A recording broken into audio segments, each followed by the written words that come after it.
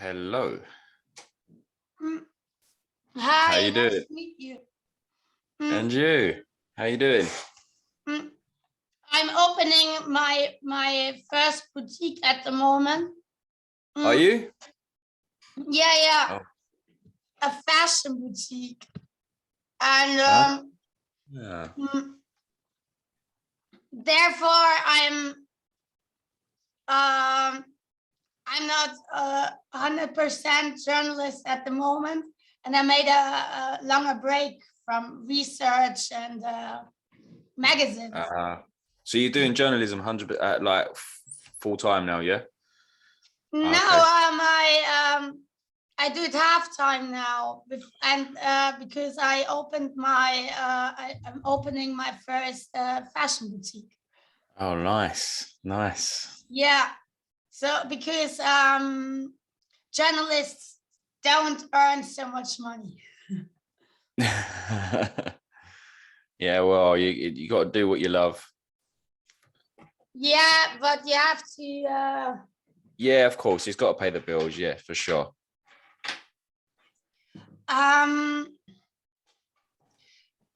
So did you go to the army because out of love?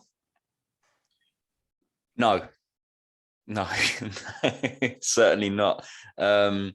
So I really discovered that after so I explained before that my mum had passed away when I was 11, and this is the thing with childhood trauma. It can really stay with you for life until you get it sorted. So I was constantly running away from something from really that age. So like I couldn't get set in school. School wasn't I just didn't resonate with the whole school program and teachers and all the rest of it. I was constantly getting in trouble and stuff like that. And then I got kicked out. And then I went to college and I got kicked out of college as well. And then my escape was the army. And this is I didn't realize until I started learning a lot about psychology and the mind and stuff. But when you suffer a traumatic experience, you are really constantly running away from something. Who told you first about trauma? Who told me about trauma? Yeah, I didn't. So what do you mean?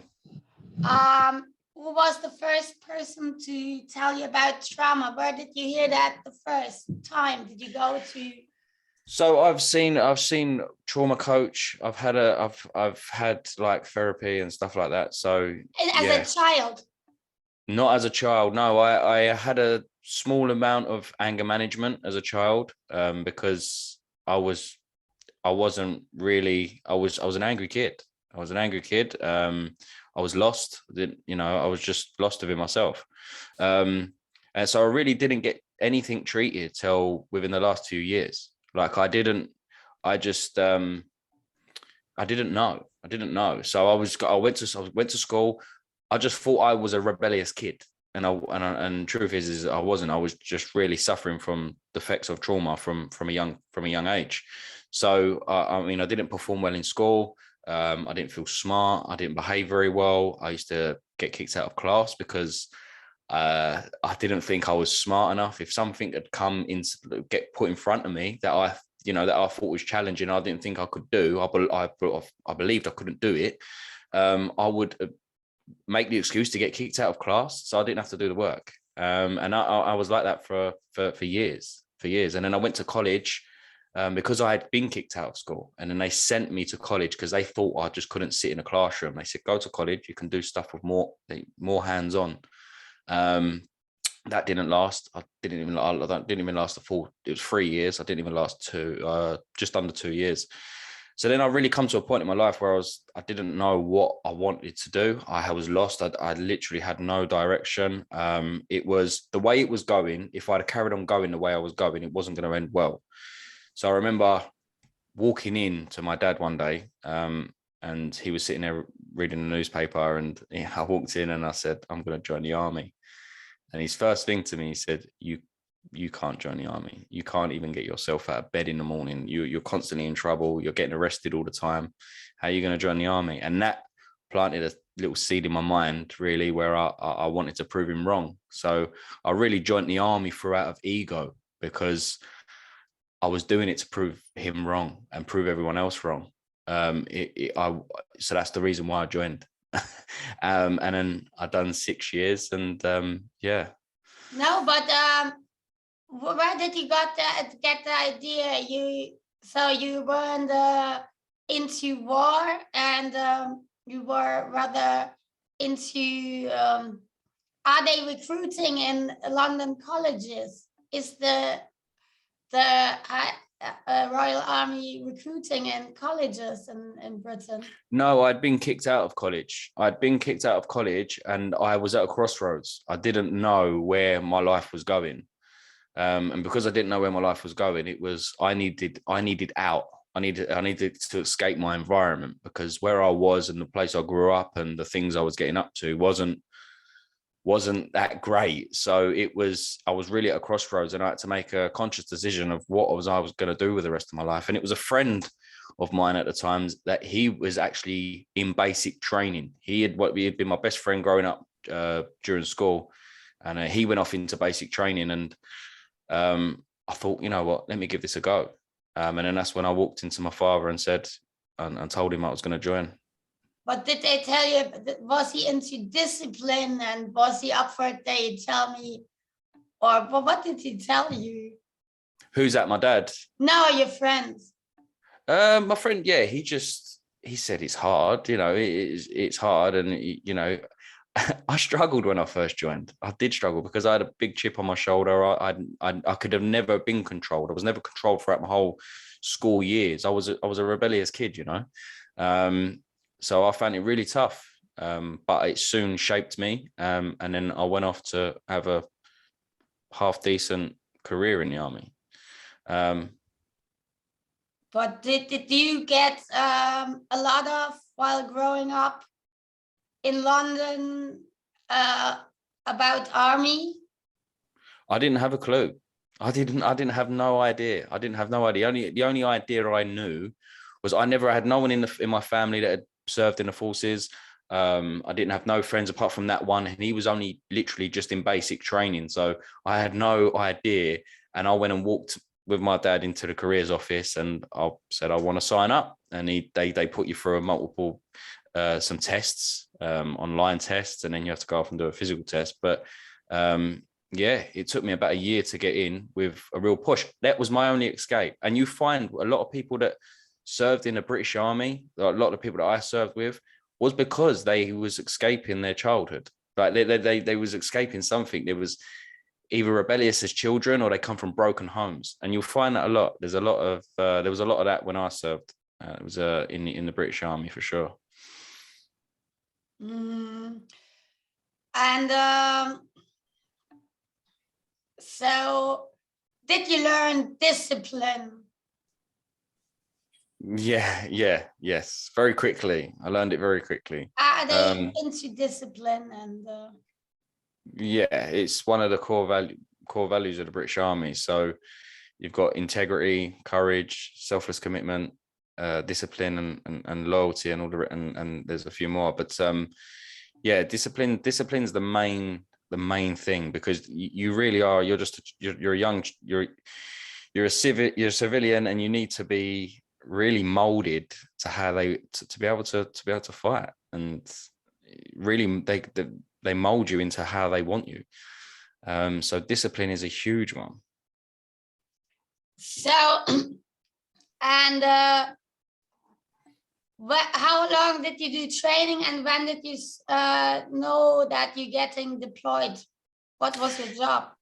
Yeah, so it was I've deployed pretty soon. So I've done 3 months in Purbright, which is my basic training, as I served in a Royal Horse, or served in a Royal Horse Artillery. But I've done 3 months of basic training first, and then from there I went on to Lark Hill, where they do your trade training, essentially, which is you're going to decide you know, what job role you're going to do within the army. And I spent around about 2.5 months there. Got my driving license and learned my job role, and then I went to my regiment. And within about, I'd done a load of pre-deployment training.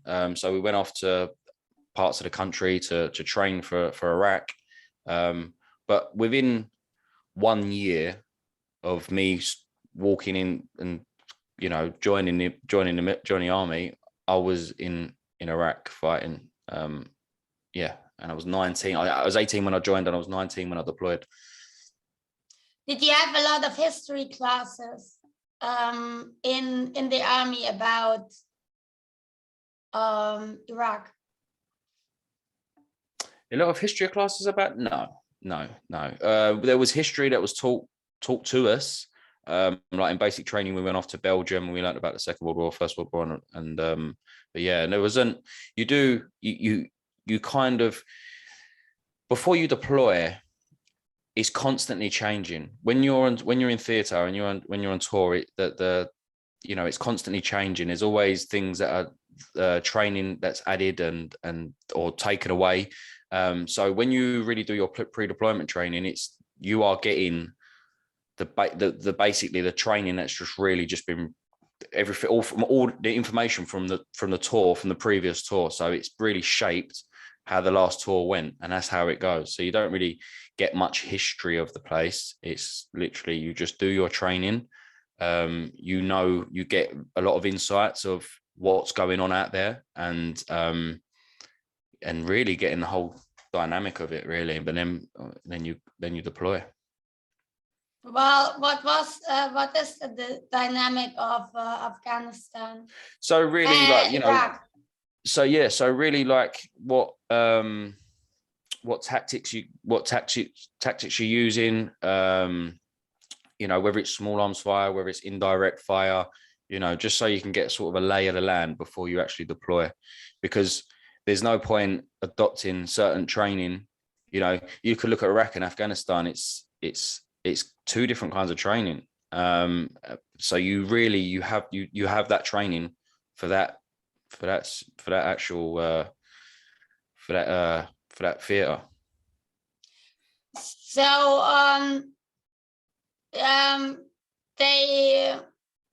you have a different training. They look at what happens there the last 2-3 years, and then you have the training for it.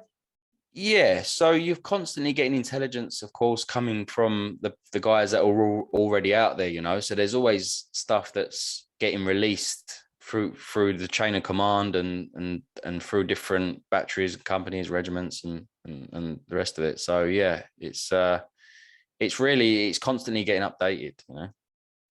And how did you feel going there? To be honest, when I was in basic training, my regiment had come to talk, and I volunteered. I joined that regiment because they was deploying.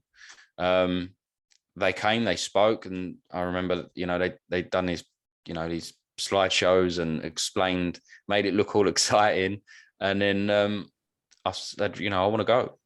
This is what I'm here for. This is why I've signed up. And so yeah, I literally joined that regiment because I wanted to go.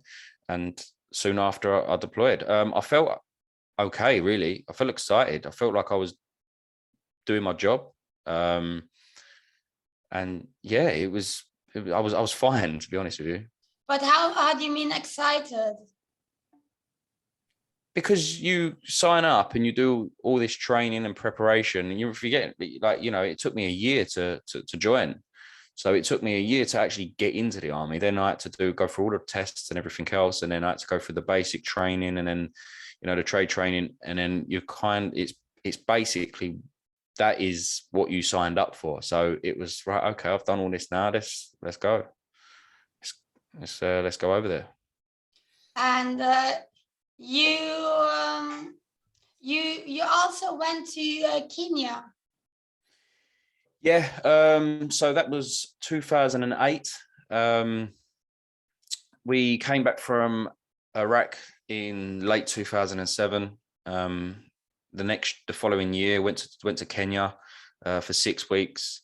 Deployed out there, really for training, because we was going to Afghanistan in 2009. So that was training for Afghanistan.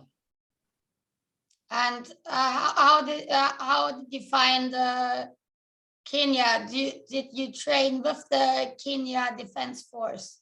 No, there was none of that. It was literally solely our training, because that's what the training we needed at the time before we deployed.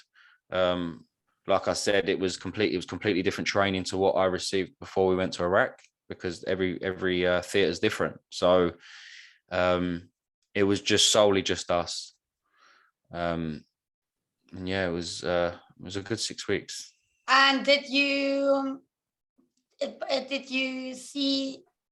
train with UN forces there in Kenya? No, so it was just solely it was just us as British in the British Army. Spent traveling as soon as we landed. Spent a couple of days traveling. Went out into the sticks, into the middle of nowhere, and we adopted a position, and we camped up, and we stayed there for around about 4 weeks, and then we had like a week's adventure training and a bit of fun, and then we went back and done another week back in where we camped up, and then we traveled back down to Nairobi and then flew home. And how did you find it there? What as a veteran or a soldier, how did you see the security situation down there, or was that just really a private camp and you didn't see anything? No, it was a private camp. We didn't really see anything. Like I said, we was literally in the middle of nowhere. There was there was nothing around. There was near nothing. We was literally in the middle of nowhere. You know, I think to get a signal on your cell phone was a good hour and a half drive. We used to do that weekly. We used to drive into the middle, like to this certain position where we knew we could get phone signal, and then we would all ring our loved ones from there, and then travel back, and we'd do that every week. And do you keep up to date with what's happening in Iraq all the time? No. That's really a part of a chapter of my life that's just passed now. It's I don't keep track of any of that stuff no more. I'm very conscious of the news and what I feed my mind. I think that our mind's the most powerful thing. So I'm very conscious of what I feed my mind. And what did you do when you left the army? So I left in 2012. Originally, I left to be a personal trainer. You do your resettlement training, so you get a certain amount of time before you leave. And I went off to be a personal trainer for a gym, Virgin Active. You probably know it. And I've done around about 2 years, a year and a half there. Around about that time, I left because I lost my dad to a stroke, and I went through a pretty bad time from there. I also, because I was living with him at the time, I didn't have a lot of money. You know, I just started out, just finding my feet in the civilian world, and he suddenly passed away from a stroke. And basically, because it was a government-owned property, it was a council property, it got passed down from my mum to my dad, and it can't get handed down twice. So I wasn't allowed to stay there. I didn't know this at the time, but I was living there, and as I said, he passed away. And the first thing I thought was, I was lost really, because I'd lost both parents and I was 25. I was pretty shut up by it. But I remember thinking, I've got a roof over my head. And that's the first thing I remember thinking, is like, I've still got somewhere to live. It could be worse. And then about a month later, I received a letter through the post, and I opened it up, and it was a 3-month eviction letter to get out of the property. And yeah, it was looking like I was either going to end up in the streets, or I was going to end up in an hostel. So I I tried fighting it.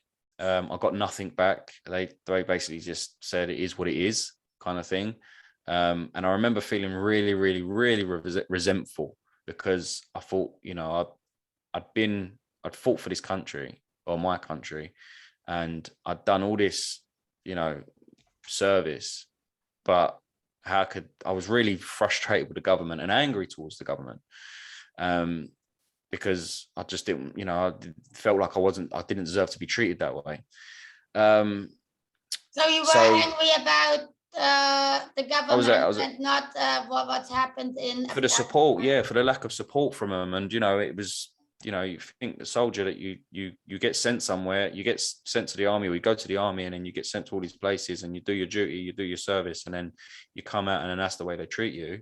It's not, you know, it makes you feel a little bit worthless, it can make you feel angry, and resentful. And yeah, there was a ton of emotions that was going through me at the time. But my sister-in-law, my brother's wife, said to me, create some noise around this, go to the paper. I said, no, I don't want to do that. I didn't want to lose my pride. And she said, no, it's the only way you're going to get something out of this is you need to make some noise about this and really get this out there and let people know what they're doing to you. So I did that, and I went to the paper, and, you know, it was a grueling, it was a battle. I remember it was a battle that went on for months and months, almost a year. But it came out in the paper, it got published, and it was front page. I remember waking up in the morning and remember looking on my phone and looking at my social media, and the newspaper on my phone had popped up, and all my notifications was going off on my phone. So like everyone was like messaging me, like, you know, your front page, you need to check the paper. And I was front page, and it was a picture of me and my dad that I'd sent in, and it was me standing there just after I got back from Afghanistan, and I was at my medals parade, and that was the last photo I had with my dad. And what was the headline? I'm angry. No, it was army soldier who had deployed to Iraq and Afghanistan is made to face homeless by you know, that was roughly around about the headline, you know. And so it went in the paper, and then I really got their attention then. And then the battle went on for about another year before it was deciding what I was going to get. And it was a little 1-bed flat. It was, to be honest, it was tiny. But at the time it was grateful for it, because I had a roof over my head, because it wasn't looking good. And then I went down a bit of a bad road after that. I spent a lot of time drinking and the rest of it, trying to escape life, really. But I did kind of find my feet after a little while, got a half decent job, and then just started working my way up. And then I sort of started to build my life from there, really. But in the UK and in the US, it has a reputation of a lot of homeless veterans. You don't really. Have you ever heard about German homeless veterans? No, I don't know. I've never heard of German. No, I haven't, to be honest. Did you work in Afghanistan? Which camp were you in Afghanistan? So when I first deployed, I got to Camp Bastion, and then I deployed to Fob Inkerman, and I was in Fob Inkerman, which was in Sangin, DC. I was there for around about 4 months. I went home on R&R, which was rest and recuperation. Went home on R&R, flew back 2 weeks later to find that there was some of my mates that was there, and they had all my kit, all my gear. And then, I asked them, so what you doing here? They said, we're deploying down south. So we deployed down south for the remaining of the tour. And then, we finished our tour. I think we deployed there around about just after April. No, sorry, tell a lie. It was like November time, and we done Christmas out there, New Year, and then we came back around about April time. And did they ever tell you in the army about that could come from been coming home from that you might feel funny? As in what, like PTSD or stuff like that? What other stuff do you know? No, yeah. You get literally when you leave your wherever you're based. Well, this happened to me anyway. Where I was based, and then I went back to, so before you fly out back to the UK, you go back to Camp Bastion and you do a roundabout of a week in Camp Bastion, and you kind of just wait for your flight. Start sorting all your kit out, handing everything back, and you get questioned. You get sat down. Did you see anything? You know, how's this affected you? And there's no deep, like no one really analyzes it, to be honest with you. I didn't witness that anyway. But no, you don't get warned that things might affect you when you get back. No. And did all your mates have the same? Far as I know of, yeah. Far as I know of. To be honest, I felt like anything that I considered what I had, the 2 tours that I had, I didn't consider them that bad, to be honest with you. There were some things that happened, but I know there's people that had a lot worse than what I did. But you got to remember, like, I was still suffering the trauma from a child. So like anything that really come to me, like, or I'd witnessed, it didn't seem overly bad, to be honest with you. If I'm being completely honest, you know, it didn't really what I didn't feel like I was traumatized at the time. Probably subconsciously, because it's still your subconscious is still receiving it, you know.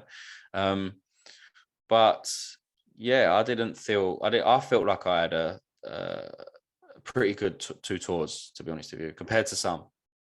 And who did teach you about the childhood trauma? You're a veteran coach now, and Yes.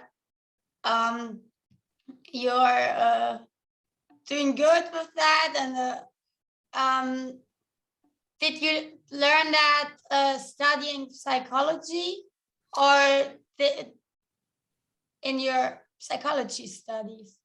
So I'm an accredited coach. You know that. I'm also got a NLP foundation, which is a neuro-linguistic programming, soon to be an NLP master practitioner. Also, I've never been to university. I'm not going to claim to say I've ever been to university. I have done a whole lot of self-development on myself, outside of any certifications that I hold, and I've also received coaching, or you could probably call it counseling, but there's different, you can coach and still treat trauma, you know.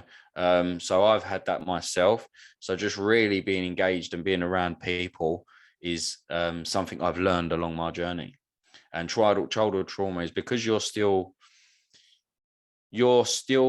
like a sponge. I know that sounds bad when I say that, but you literally you're absorbing everything through the 5 senses. Okay, so that you're from really 0 to 7 is really when you are, you know, you can be easily molded, shall I say. Anything from that, I mean, really is when you start hitting your 13s, 14s, that's when it gets harder. But anything from, I'd say, 0 to 13, that's when, you know, it can really affect you. It will stay with you for life unless you get it sorted out, unless you go see someone and seek professional help. Can you tell me something about in your studies about moral guilt? Guilt? Yeah, of veterans. Moral guilt. Can you what guilt about? What there's guilt about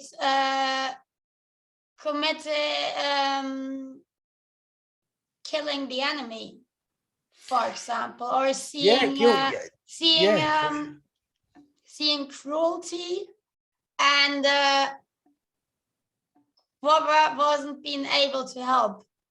Yeah, so there's one thing I see common in not I'm not saying just veterans, but there's a lot of things that hold people back in life, and subconsciously we're not even aware of it, and it's a lot of it can be down to our self-worth, and subconsciously we could be feeling guilt, shame, from anything that we've done in the past. So if anyone feels like that, or just feels like they're trying to progress in life but just feel like they're not worthy of anything, then you may want to, and you have deployed, then I would say you might want to seek professional help, because they are some of the hidden factors that can hold people back, for sure. Guilt is one of them.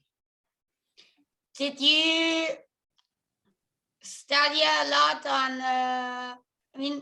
I ask you this because most of I have a veteran audience, and I was just wondering, who is that a thing? What do you do with this? Where does this word come from, or what do you? Yeah. To be honest, I've never come across that word. I know that guilt and shame can hold you back. If you're feeling guilt or shameful about something, then that will hold you back. That will lower your self-worth. And that's something that holds a lot of people back, is self-worth. You got to think about, if someone doesn't feel comfortable in their own skin, or they feel low confidence, then they're not really going to go after the thing they want, because they don't feel worthy of it. They don't give themselves permission to even comprehend that whatever it is they want, they can attain. And it really begins with self-worth. And you can read a book on this. It's called Psycho-Cybernetics, and that's a great book. And if you read into that, it talks about self-worth. So for your listeners or your readers, Psycho-Cybernetics is a great book to really get into. Who wrote it? If it's a... Good question. Everybody use Google now. I can tell you right now. 2 seconds. I can tell you right now. Let me just go onto my Audible. The listeners should Google. Psycho-Cybernetics is by Maxwell Maltz.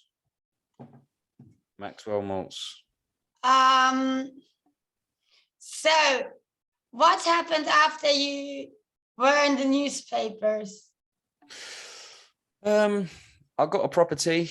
Even though I was living with my dad at the time, I still had a child, and I had a partner, and I still got a one-bed flat. I still got a one-bed flat, and it was, we had this. I didn't even have a wardrobe, and that's how small it was. I had to put little bars up in between, like you have the brick wall that comes out for the chimney, and either side I had like bars either side, so I can hang my clothes on.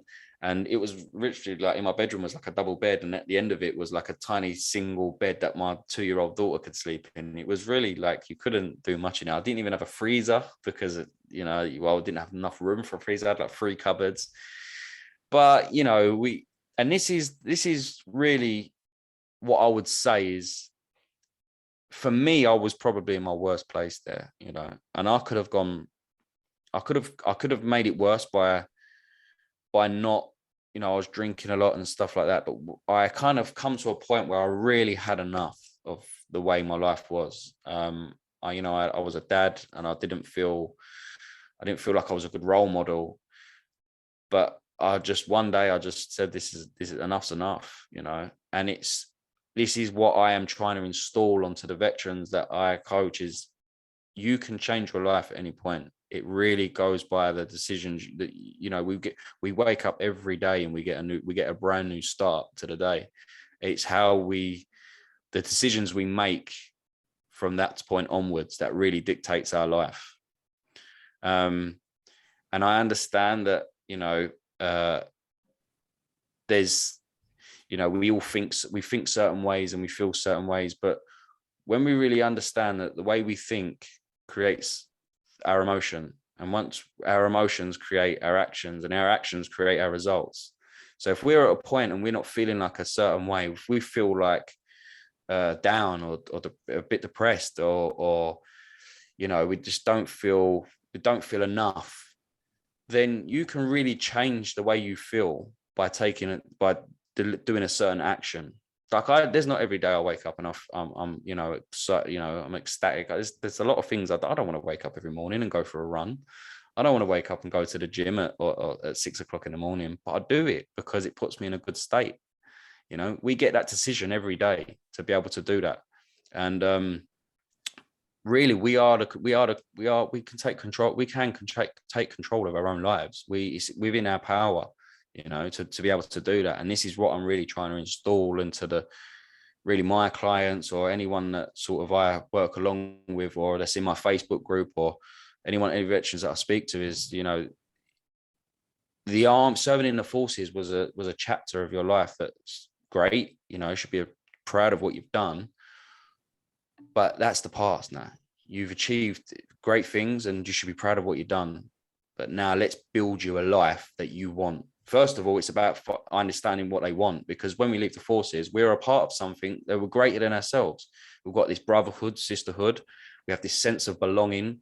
And we lose that when we leave. And this is why many of us can feel lost and directionless and feel like we don't know which path to take. We don't know what our purpose in life is. And it's really about, and this is the whole, this is really what my coaching is wrapped around, is really helping them discover their meaning, something that's going to give them direction. And then I coach them on a 12-week really journey that gives them that. So they understand their values, they understand their purpose, what their purpose is in life, their meaning, and then I help them structure their life, because structure is a big one as well. We can lose our structure when we leave, because everything's structured for us. We haven't got anyone telling us what to do when we leave. It's down to us. And this is where I think a lot of veterans do struggle as well. I personally struggled with it as well. I didn't have anyone telling me what I had to do, where everything was structured for us when we served. So that's why I'm doing what I'm doing. How did you do that? Well, how did How you did got the idea to do, now I'm doing veteran coaching? Did you? I'm a firm believer. I'm a firm believer in everything that happens to you in your life doesn't happen to you. It happens for you. For example, if I never lost my house and lost my dad soon after my transition, would I be sitting here now doing what I'm doing? Chances are no. So I've got two choices. I could look at that adversity and I could be like, right, the government, I could still be hating the government right now, couldn't I? I could be hating the government and being like, you know, they're bang out of order for what they did to me.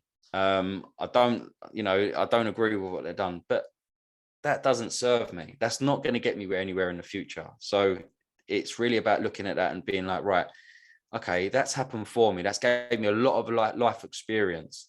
I went through a bad time there and I've pulled myself out of it through investing in myself, tools, techniques, methods that I learned and I use on myself daily to be able to put me in a good state. If I can use my life experiences and also my coaching to be able to serve, then it's really essentially it's happened for me, right? So I'm a firm believer in anything that happens to us in our life, it happens for us, not to us. Who was what kind of therapy is this? Is this schema therapy you do, or cognitive, or just coaching? Me? I do just coaching with a little bit of NLP, which is neuro-linguistic programming. It's quite visionary. It's a lot of what's the word I'm looking for? Theatrical, is that the word? Yeah, theatrical. Where you close your eyes, visualize stuff, taking back to past experiences and stuff like that. But when we spoke before, I said, because I'm not accredited in any sort of therapy or counseling, that's not really my gig. So I've collaborated with a trauma coach who does cognitive therapy. She's got she's got NLP. She's an NLP master practitioner. She's got brain cognitive therapy. She's got she's got many things under her wing. So she collaborates with me. So if I have any veterans that come in that are really come to me because they're directionless, they're lost, they don't know what they want to do with their life, I help them discover their purpose and their, like, you know, their mission in life, and help them discover their values, help them regain their identity, help them build structure. But if trauma is something they've experienced and it's something that's holding them, well, it will be something that's holding them back, then it's kind of that the coaching is shared. So it will be sessions with Karina, and then it will be sessions with me. Because the thing is, look, I'm not knocking everything, every coaching and therapy and counseling, and it's all great. It serves its purpose. It's all well and good. But the thing about coaching is very much about the now and the future. Okay, like I just said, as veterans, we should be proud of what we've done. Okay, but we don't want to dwell in the past. Okay, so what we want to focus on is the now and the future. So if someone comes to me and says, Nick, I don't have a clue what I want to do, I'm lost, I haven't felt right since I've left, it's really about the now and the future. And if PTSD is holding you back, then Karina comes in, she helps, she releases that trauma. Okay, and then once the trauma's released, it's about getting them to where they want to be. So, but it's not like in the army, like get on with it. You have to work now. No. We've had, and this is the thing, we've had too much of that. It's not like that. People don't understand. Coaching is about asking thought-provoking questions. So I can help you build your confidence. I can help break down any limiting beliefs. I can change your perceptions. Because the thing is, this is all it is, right? Through NLP, we've got filters in our brain. Okay, we've got 3 filters, which is delete, distort, generalize. So if I was to say something to you and it was not within your belief system, straight away your brain deletes it, because it doesn't align with what you believe or what you perceive. Okay, so the brain's very clever, it just deletes it, because you receive so much information every single day, every single second, every single minute. Your brain has to delete things, because otherwise it will just implode. Okay, so you have to, your brain filters, deletes any information that doesn't align with its values or belief system. So then you've got distort. So distort is really shaping anything that I say, yeah. So, and it distorts it to how you want it to be perceived. Okay, there's only perceptions. So everyone's got different perceptions. No one's got the same. It depends on your values. And this is the thing people don't realize. A lot of people are living their lives and not really aligned with their own values. And this is why many people are unhappy, unfulfilled. Once you've discovered your unique values and you create your life according to your values, discover your purpose that's aligned with your values, you'll feel empowered, you'll feel more fulfilled, you'll get that fire back in your belly that you once used to have when you served. So that's what I do. That's what I do. It's not, there's no pushing and all, none of that. There's no, it's certainly not. It's a lot calmer than that. Okay. Did you read any, did you check out the interviews I had made or read some? I had a look at 2 of them with the other veteran coaches you mentioned. So yeah, I had a brief look, but I'll be very honest, I've been very busy. I'm trying to create something in the background that's gonna, well, it's gonna really give some veterans some direction. So yeah, I've been busy creating that, and I've had clients on the side also. So no, I didn't. Family life. No, I would cut that out. That's just personal. I just wanted to know if you swear to God. No, because I wrote you about Chris Trell and I didn't interview him.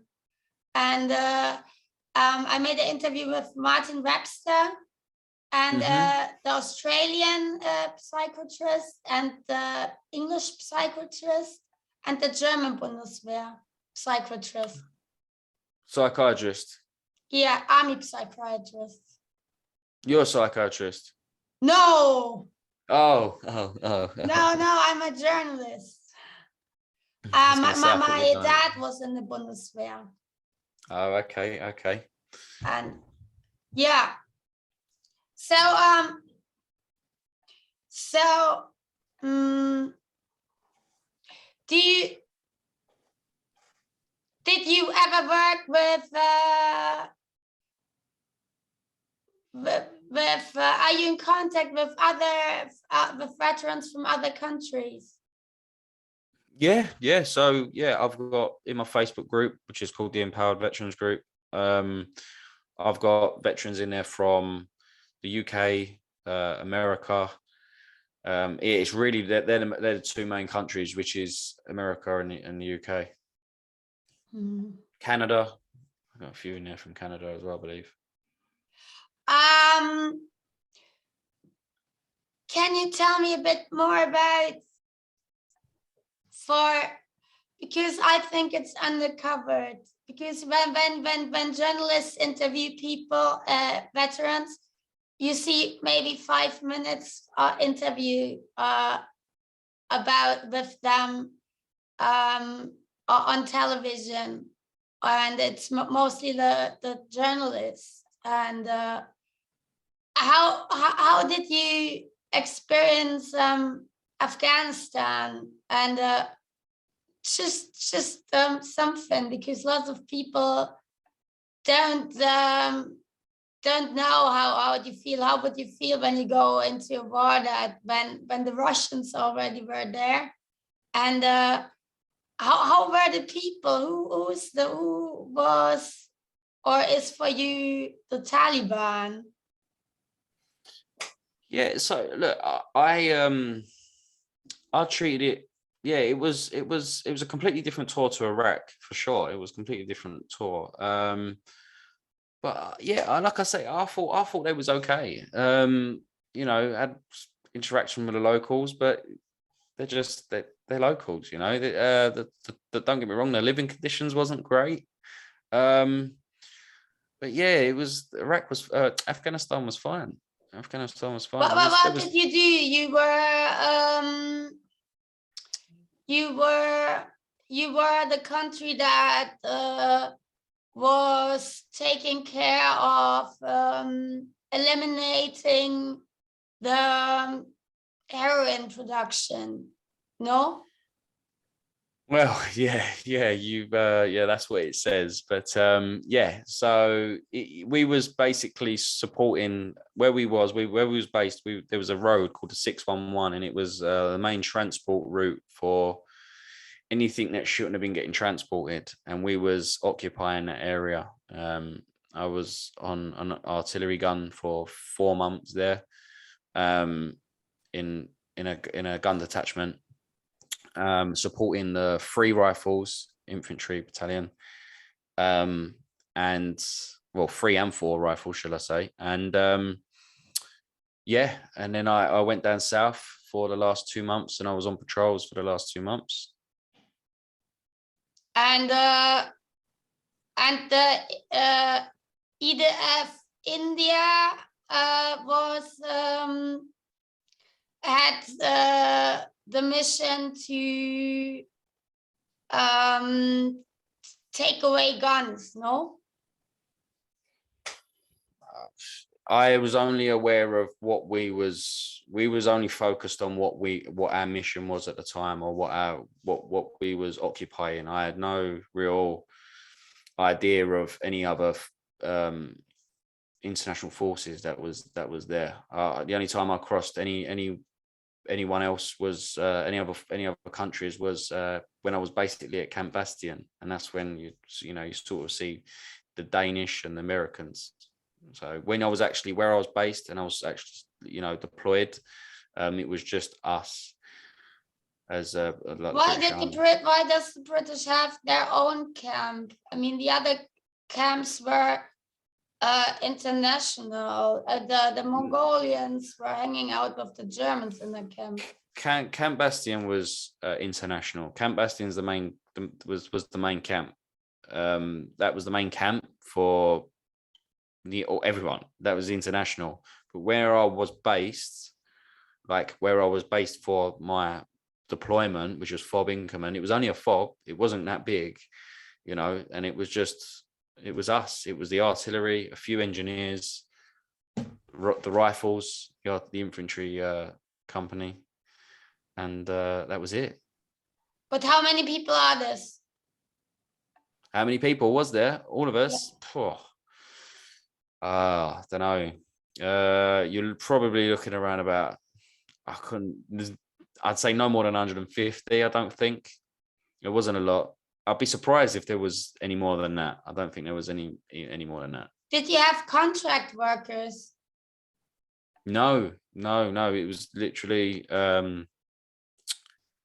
engineers, artillery, infantry, a few medics, and that was probably it. It wasn't that large at all. It was, I can't tell you the size of it because I couldn't tell you in measurements, but yeah, it wasn't big. 4 showers, 4 toilets. So yeah. And a cement mixer for a washing machine to wash your clothes in. And how were you disappointed or something like something stupid that happened there? Disappointed about what? Something that you didn't tell the newspaper or something. No, I just yeah, you know what? It's looking back at it, I'm really past it now. I'm really past it. I think once I realized, and I say this to a lot of people, and I don't mean it horrible or to be rude when I say it, but when we realize that our life is up to us, okay, and we create our own life, and once we realize that, we begin to take charge of it, and we really begin to be very conscious of the decisions we make. Okay, I had come from losing my mum at 12, going through getting kicked out of school, kicked out of college, joining the army, leaving the army, losing my dad, getting and this is what the message I'm really trying to show people is that anyone can overcome anything. It's just really about your mindset, and you really need to get the mindset right. And I understand there's people that suffer with trauma and stuff like that. But if that's the case, seek professional help. Okay, seek professional help. We can spend our lives blaming others and living in the past, but it's really not going to get us anywhere in the future. And I really don't mean that horribly when I say that, and I don't mean it to be rude, but that's the hard truth of it. That's the hard truth of it. We can blame the government, but the government is going to do what the government's always done and always will do the same. There's no point relying on them, and it's no point.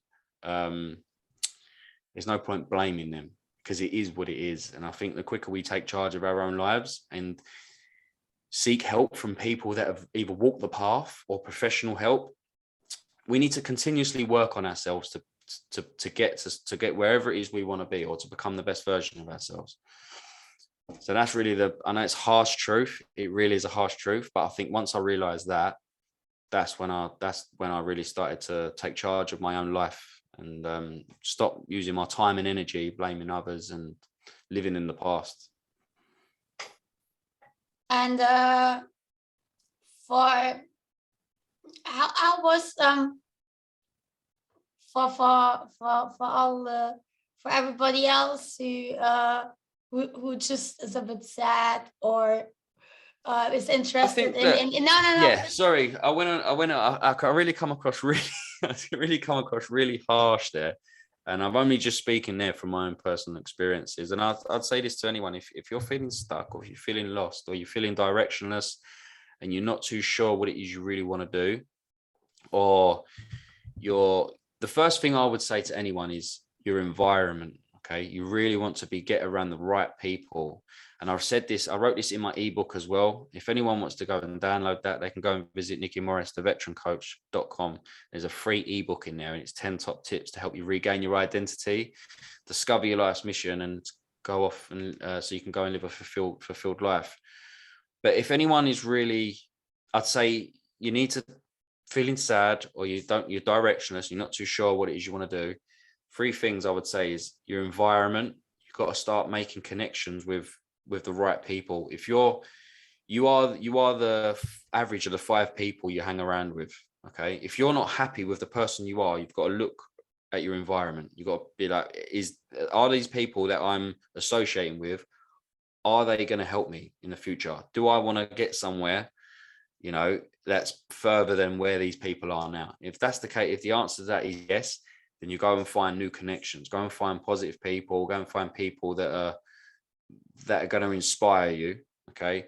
And the second one is fitness, health. Take care of yourself, look after yourself daily, consistently work on yourself. Health and fitness, health and mind, the body and mind is highly connected. Okay. How you treat your body is going to help with your mind. Okay. So health and fitness is a huge one. Be conscious of what you eat. I don't really drink alcohol anymore because it's something that doesn't make me feel good the next day. So I just stay away from it. And is that I have a number of things that don't make me feel good, so I completely stay away from. And the last one is just begin to educate yourself. You could download an Audible Amazon app on your phone and start to learn about us as humans and the mind. Once you start to have a better understanding of us as humans and the mind, it's you start to understand more. You start to understand the reason why you do things and your behaviors, and you start to understand more about emotions and thoughts and the brain and stuff like that. So it really does take a bit of a self-discovery journey, but you need to want to. If you're feeling lost, you're not so sure what it is you want to do, you need to start to work on yourself. Everything starts inside of us, so we need to start working on ourselves. And if you that struggle, then you can come and see me and I'll help you out.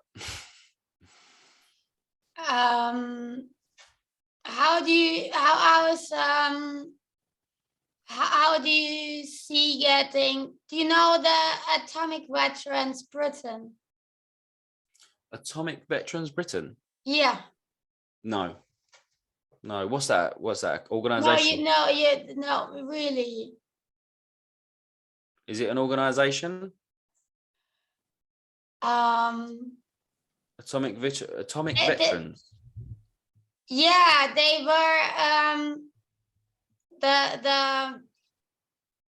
the British Army got sent to witness some atomic tests in the Atlantic in the 60s in Australia, for example.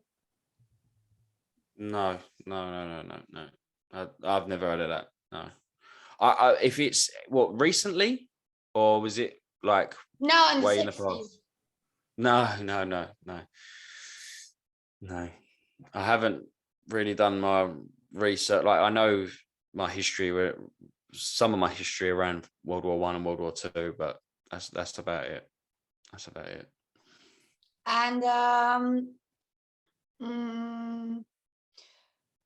how do you can you just for everybody else, for I don't know, your sister's brother's girlfriend, or how was the mission in Iraq different?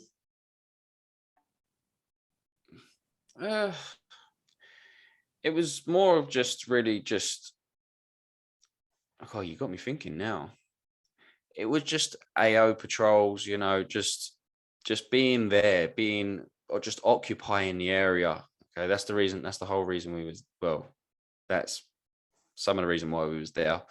But we was just occupying the area. There was a lot of indirect fire into the camps, but we was just there to occupy the country. The mission was really, to be honest, my actual job role, I was actually getting thrown from pillar to post. One day I was out on patrols, one day I was on guard, next day I was on QRF, which is quick reaction force. And so there was no real big mission. It was kind of, you was just there to do your duty kind of thing. And yeah, I'll be honest, there's many people that go and deploy and no one knows the real reason why they're deployed there. They're just going to, they're serving the guy or the girl next to them or their queen and country. So there's no, like, the real big mission is, I don't think you could probably get 50 soldiers in the room and ask them what was the main mission, and there's going to be half of them that wouldn't even, they just say I was there because I got deployed there. That will be probably the truth you will get. Do veterans get treated well in the UK? No. Yes. No. Is there something changed? Or is it easy to get a job? See, like I said, it's been 10 years for me since I've been out. You get allocated a certain amount of money when you leave. Okay, I think you get you get £6,000, I think, but it's £2,500 when you leave, and then £2,500 every year after that. There is organisations that help veterans with mental health, homeless, like if they've got no home, or they're amputees, shall I say. But I tell you the main reason, and this is what I find a lot, is when people leave, when we serve in the forces, we don't really know who we are, okay, because we've lived the military's way for so long.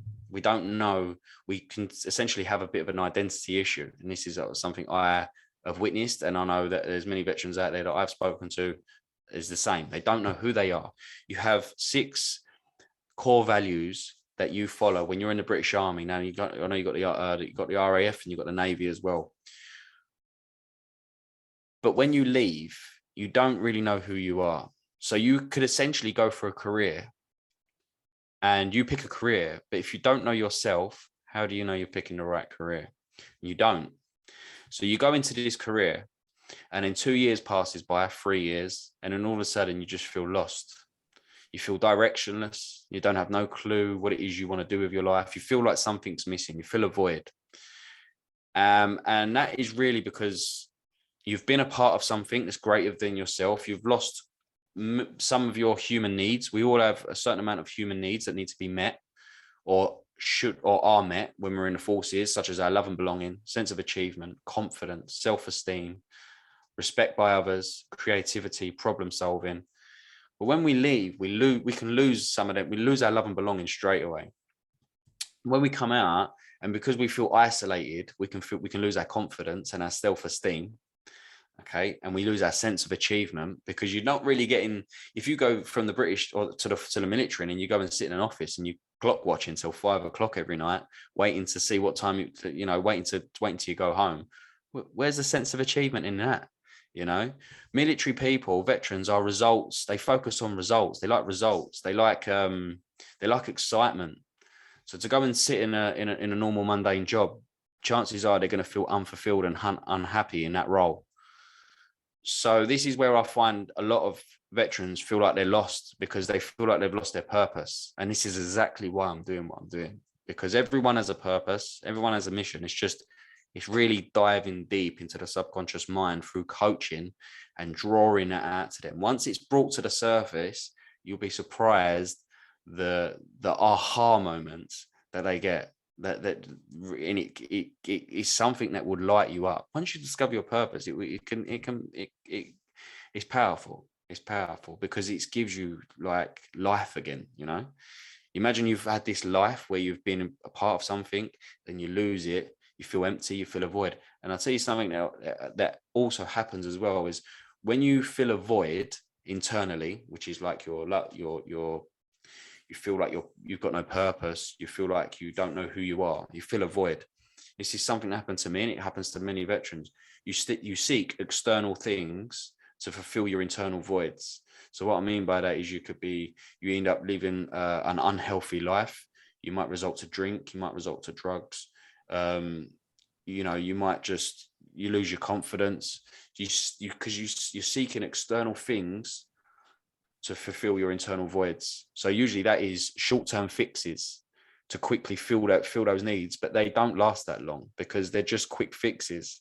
And then if it's something like drinking drugs, it's going to make you're using that to quickly fill that void, but that's gonna come back worse tenfold, because you're not really getting to the root cause of the problem. And this is what I do. I get to the root cause of the issue and discover their meaning. Once you've got a meaning and a purpose that's aligned with your values,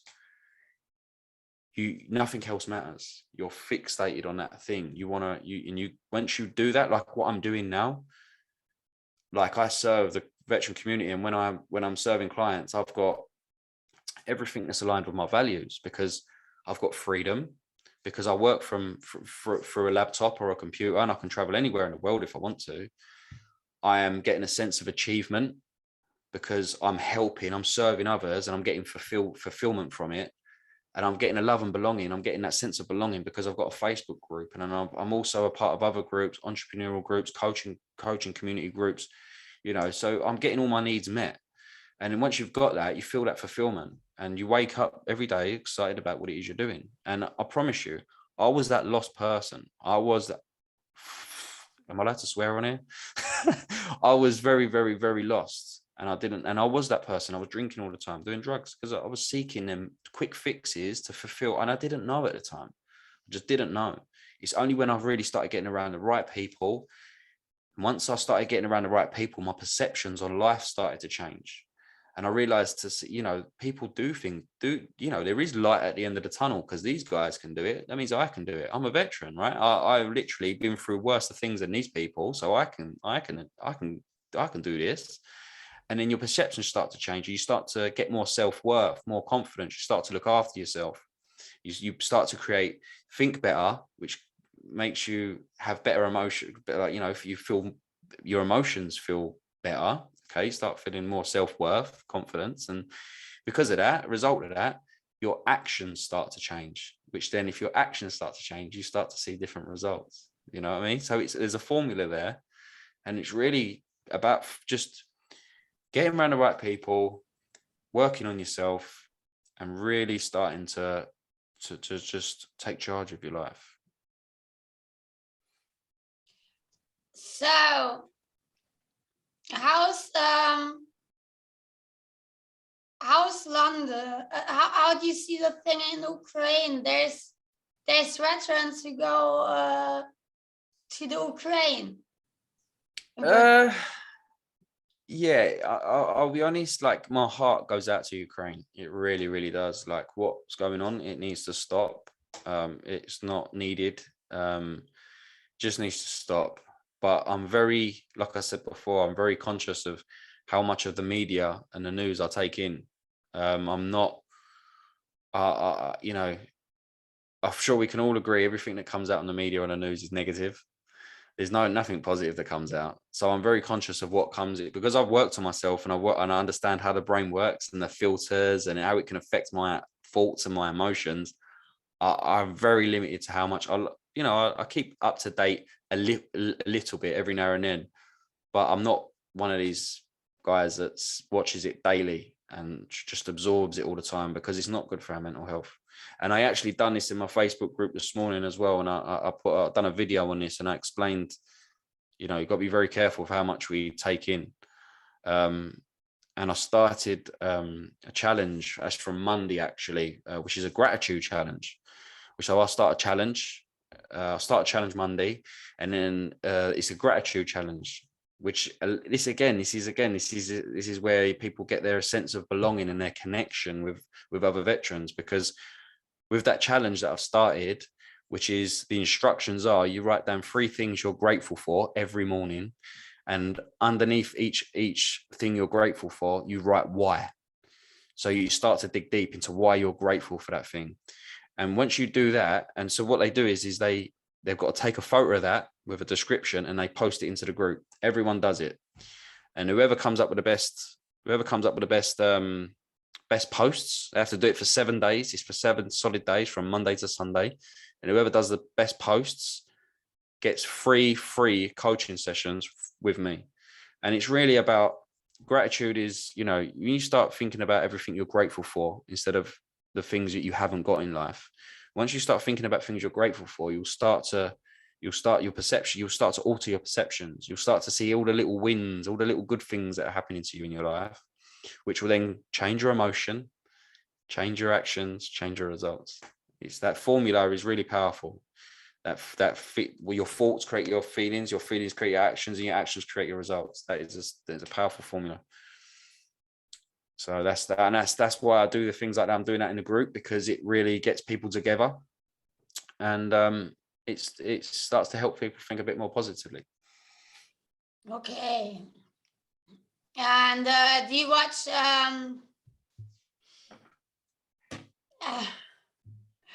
your I'm waiting for it.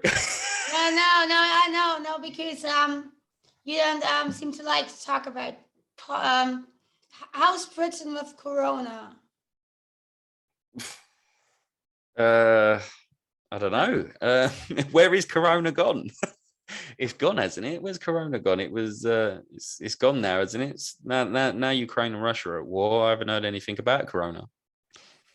I'm just wondering because I didn't hear anything about Chernobyl and atomic threats, because there was a wildfire in 2001 in Chernobyl, and Chernobyl, yeah. And I was just wondering that it might be unhealthy to put there more fire again. Yeah, I know. Yes, this is the thing. It's crazy what's going on right now. It's really crazy what's going on, and I hope it stops. But so, what's your next step? Or my next step. Oh, I got next step is I'm in the process of creating something. I'm not going to say what just yet because I'm still in the very much of the creative stages of building it. But I believe it's what's going to give veterans a direction. It's going to help them develop their mindset. It's going to help them discover their values and their purpose. It's going to give them structure. And so that's something I'm working on at the minute. The bigger picture, the bigger plan. I mean, you know, I do want to write a book. I've wrote an ebook, which is essentially just it's a small book. It's not massive. I do want to write a published book. But the bigger picture is I want to be able to serve people, military people, but as they're leaving. I've got a bigger picture, and I don't really want to say it. Don't really want to say it on here, but it's something that I want to create that's going to help them. So when they leave, that I can help them straight away. I want to serve them, but I want to help them and serve them before they get to that point where they feel lost, directionless, lost some of their human needs, you know. Do you have kids? Would you if they ever come to you and tell you they want to go to the army, would you let them? I wouldn't. I'll be honest. I wouldn't want them to. But in the end of the day, if that's what they want, that's down to them. That's their own path in life. If that's something they really wanted to do, I'm not going to hold them back, because that's if that's their calling and that's what their intuition's telling them to do, then who am I to say no? You know, I can only guide them through life and give them the best direction through my life experiences and through my journey. But I wouldn't want them to be honest with you. I wouldn't. I wouldn't. Do you think young people have a wrong idea of the army? I just think when you're young and you want to join the forces, whether that be Navy, I think it's the whole excitement of it, isn't it? You're going to do something that not many people are doing or have done that you know of within your vicinity, or your reality. So then you kind of want to go for it, and it's like, you know, you have this perception it's you're going to be this soldier, and you're going to travel all over the world, and you know, but it's yeah. They probably do. I would say yes. I'd probably agree with you. They probably do have the wrong perception of what it's like. But hey, it's down to the person. It's down to the individual. If some people need to go in, and like I did, I needed to go in. I needed to go in because if I didn't, I probably wouldn't be here now. I probably, who knows where I would be, you know. So it served me very well. However, I've gone through all that. So my children don't have to, you know. I want to guide them I'll guide them wherever they want to go, but I'd like to guide them in a different direction than the forces. Okay. So now my mind is a bit blank. I think that's other. You want to ask something or? Do I want to ask anything? Do I want to ask anything? Did you say? Or do you watch? Do you see a lot of stuff about Germany in the news? No, there's nothing about Germany in the news. No, there's literally the only thing that's on the news that's been on the news over the last 2 years is the war with Russia and Ukraine and Croatia and Corona. That's the only thing that's been on the news in the last 2 years over here. But yeah, I mean, like for your listeners, are they English listeners that listen that are on your? Are they British or are they German? Yeah, I've got lots of American. I've got lots of English and American, lots of Fantastic. Germans. Great. Amazing. So like for any of your listeners that are sort of not too sure what it is they want to do with their life, they feel like something is missing, they feel like they should be doing something more meaningful, I would just say this is that you are not alone. It's perfectly normal. There is such psychological reasons of why. Okay. It's down to our human behavioral needs. It's because you've had many of your needs met and you lose some of those needs when you leave. And it's just it's essentially it's your inner you craving them needs again. And it's really about discovering your meaning, and finding yourself. And like I've got a free ebook that could help you with that. Okay. It's free. You just got to go to Nicki Morris, the veterancoach.com, and you can go onto my website. You can read my story, download the ebook, and it will download to your phone or your computer. It's not very long. It's about 10 tips. It's 10 top tips to help you regain your identity and discover your life's mission after service. And yeah, that should, you know, serve you well. Okay. Then I let you go. Yeah. And you're not really going to own that. You're not really going to take ownership of going to do that thing. It's really about me asking you the right questions, doing through the correct tools, methods, techniques at the right time. So then allows you to have these realization moments and these aha moments. So then you'd be like, I can go and do this. And I'll say, okay, let's build a plan around that then. You're going to take ownership of that. And you're going to go and do it. You're going to go and achieve it. And if you come across any self-doubt, low confidence, any limiting beliefs, guess what? I'm there to coach you through it. You know, so this is why I think there's a lot of confusion around actually what coaching is. It's not like an American football player, sports coach. Coaching is asking powerful, thought-provoking questions that allows me to dive deep within the subconscious mind and get the client from where they are to where they want to be. And we're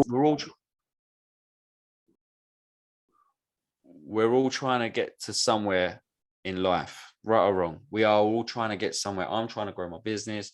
I'm trying to help as many people as I can. I'm trying to become this influential person so I can inspire other veterans to show them that there is a way.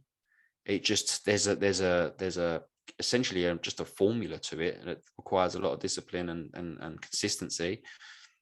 There's a coach out there for everyone, and coaching is really asking thought-provoking questions and allowing the client to have self-realization moments that gives them the power so then they can go off and achieve whatever it is they want to achieve. No. The perfect day for me is waking up in the morning, spending an hour working on myself, which is, meditation. All right. Get up, meditate, go to the gym, go for a run. Okay. Come back, maybe see a few clients, get a bit creative with whatever it is I want to build at the time, and then spending the rest of the day with my family. Now, there's nothing in there within that day that's really that external. That I'm not seeking nothing externally to fulfill me there. Everything's internally. You know what I mean. Everything I'm doing in that day is making me happy inside. Don't get me wrong. Money is not everything, but it's important. It is important because it gives you life experiences. We're only here once. We've got a 400 trillion chance to one of even being alive. So you really want to have the best life possible, right? And we all deserve it. We all deserve it, but we don't give ourselves the permission to. And this is, again, another message that I'm trying to get across to my veterans, is that you have a lot inside of you. You are capable of so much. You just need to understand or discover what it is that you really want to do. And if it's really what you want to do, and you can obtain a skill, and then you can use that skill and gain knowledge and contribute to others, you're gonna not only be knowledgeable, you're gonna be valuable. You can contribute to other people, and then you're gonna get paid for it. Okay, and then it's gonna allow you to go off and live life's experiences, because that's all we are here for, is to experience life. So, but money is not everything. It's not everything, but people really need to start working on things that's going to make them happy on the inside, instead of all these other material things that you see on social media. That's all these fast cars and these luxury, lavish lifestyles. Wow. So yeah, I enjoy it. Yeah.